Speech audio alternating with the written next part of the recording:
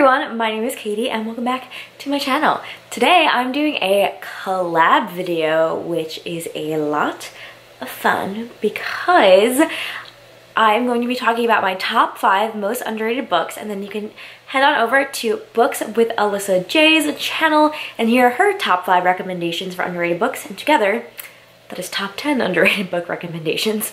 And so Alyssa has a little clip that she sent me to introduce herself and her channel, so I'm going to roll it. Hi everyone, my name's Alyssa and I am so excited to be doing this collab with Katie. On my channel, I talk about all things bookish, of course, and I mainly read a lot of YA, sci-fi, and fantasy, as well as a little bit of contemporary thrown in there. On my channel, I love having honest discussions about the booktube community.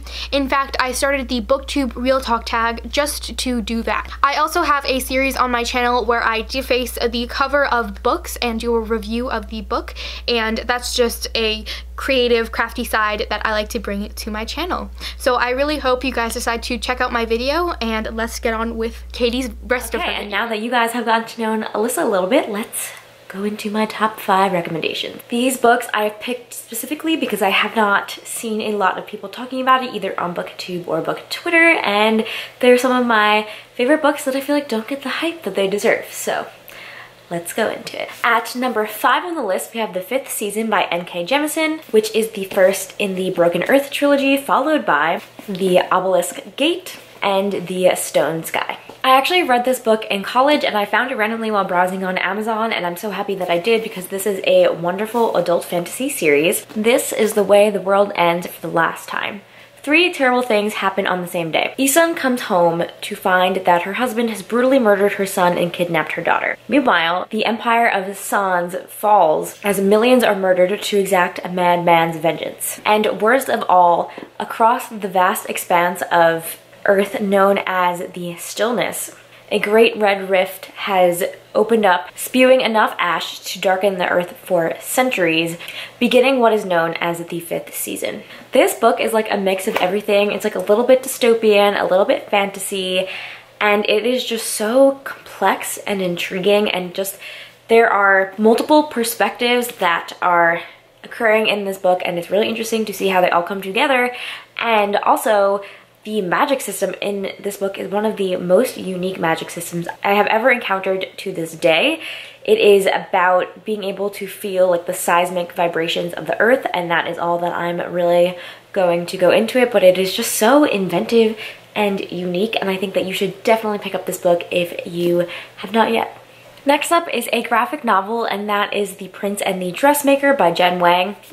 This is like the first graphic novel that I ever read, and it is the absolute cutest thing ever, and the illustrations are gorgeous. Prince Sebastian leads a secret double life. By day, he is a prince in search of a bride, or rather his parents are in search of a bride for him, and by night, he puts on daring dresses and takes Paris by storm as Lady Crystalia. Sebastian's secret weapon, his dressmaker, Frances, who just wants to be able to pursue her dreams of making the most beautiful dresses. Frances is only one of 2 people that knows Sebastian's secrets, but how long can she defer her dreams to protect her friend? And it is just so fun. The color palette is amazing. We get all these beautiful dresses, and it is just such a heartwarming book.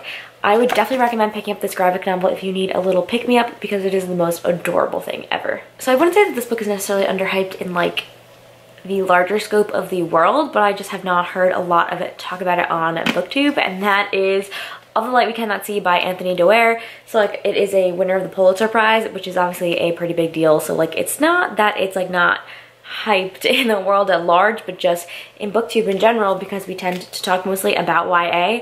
I just haven't seen this book discussed as much. I read this book again when it first came out because I just saw that it had won the Pulitzer Prize and I was so intrigued by it. All the Light That We Cannot See takes place during World War II in a small town in France. Marie Larie is a child who goes blind at the age of 6, and so her father, the museum curator, builds a little miniature of Paris to help her get around. When she is 12, Nazis invade Paris, and she and her father are whisked away to her great uncle's seaside escape with a dangerous treasure that they are protecting from the museum. Warner is an orphan in a small mining town in Germany.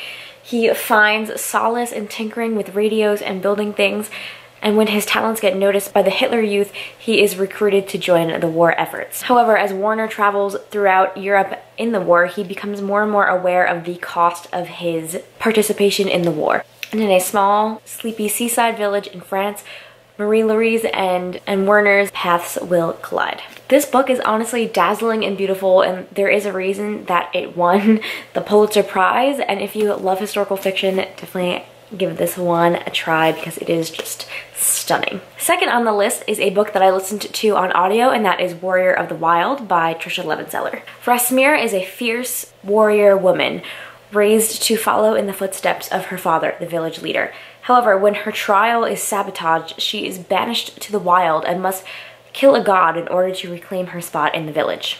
But how do you kill a god? I adored this book. I think Trisha Levenseller is definitely becoming an auto-buy author for me, and if you just want a really fun Viking adventure book, this one is for you. And last but not least, my most underrated book that I don't get a chance to talk about a lot on my channel, but I think is just so important, and that is The Immortal Life of Henrietta Lacks by Rebecca Skloot. And I think if you are someone that is trying to work in biotech or medicine or science in general, this book is a must read.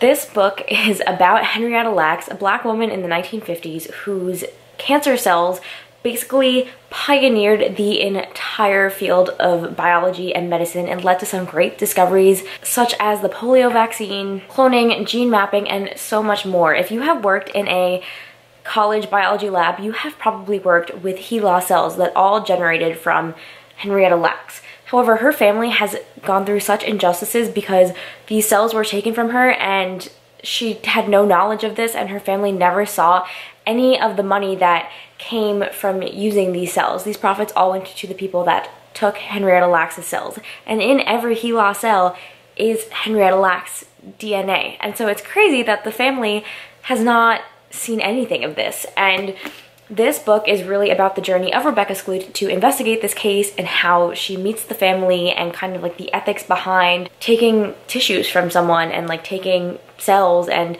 it just has such really great discussions on ethics in medicine and race and inequality and scientific discoveries. And I just think, like, I cannot express how important I think that this book is to read if you want to do anything in any capacity related to science. And even if you don't, I just think it is like gripping and just really important. Okay, those are my top 5 underrated books. I really tried to make a diverse list with different types of books that I think that need to be talked about more, and just books that I really enjoyed and wanted to share today.